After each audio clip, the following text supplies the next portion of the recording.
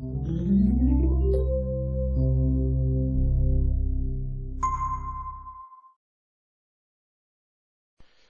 is Dr. Lam welcoming you to our discussion on adrenal fatigue syndrome stage 3C, also called the disequilibrium phase.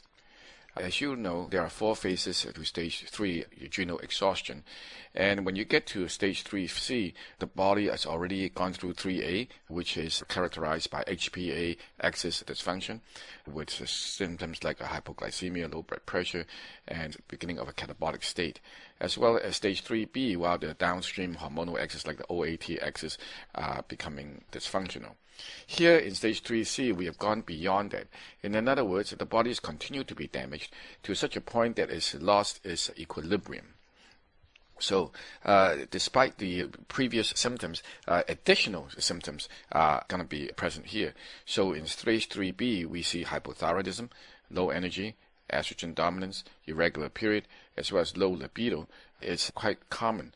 But in stage 3C, things get even worse and has more symptoms than that. Now remember, most people in stage 3B as well as stage 3C are able to work a full-time job most of the time.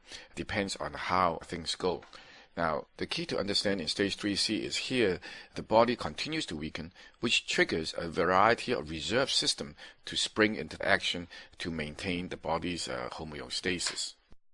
Much of this alarm response is driven by the sympathetic nervous system, or the SNS, with its chemical messenger norepinephrine, and the adrenal medullary hormonal system, the AHS, which is chemical messenger epinephrine. The SNS and AHS are collectively called the sympathoadrenal system, or the SAS. Now, dysregulation of the chemical messengers, the epinephrine and norepinephrine of the SAS, is therefore the hallmark of this phase.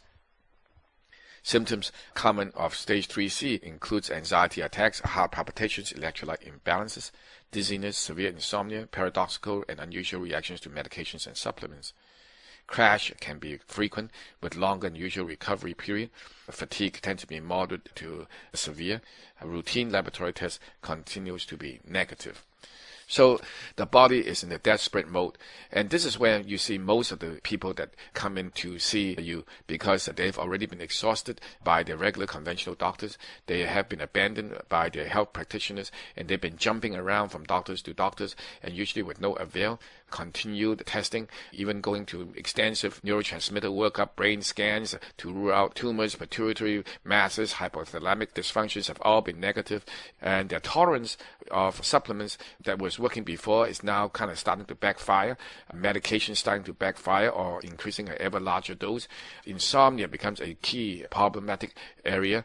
Thyroid medication has to be increased, steroids may have to be increased, and the person is wide and tired at the end. So if you break down stage 3C, you can actually see a progression of early stage 3C, middle stage 3C, as well as late stage 3C. And the later you go, the more you see epinephrine type reactions, and the earlier it is, the less epinephrine and the more norepinephrine. So if a person just comes in and says, well, I have occasional heart palpitations, I have a mild anxiety feeling, that's not so bad. That is more of a norepinephrine or a sympathetic overtone. However, if your person comes in and says, well, I have impending doom, I have panic attack that's full-blown, I have heart palpitations every time I stand up, I can hardly walk because I'm having low blood pressure, that is more symptomatic of a higher level of sympathetic involvement, as well as, more importantly, the adrenal hormonal medullary system, or the epinephrine component.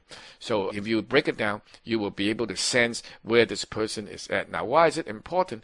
It's because as the adrenal recovery progresses, you'll be able to see that reversal will happen.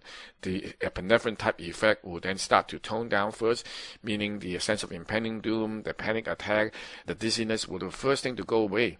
And then the heart palpitation may continue to persist, and it will be the second thing to go away. So in other words, as the person recovers from adrenal fatigue, the epinephrine response will be the first one to resolve, and then is followed by the norepinephrine response as we progress further during the recovery period.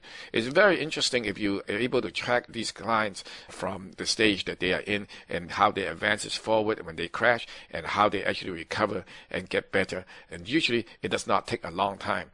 even the people with stage 3C, if it's properly done, it will only take a few weeks for the initial epinephrine type response to be visibly reduced.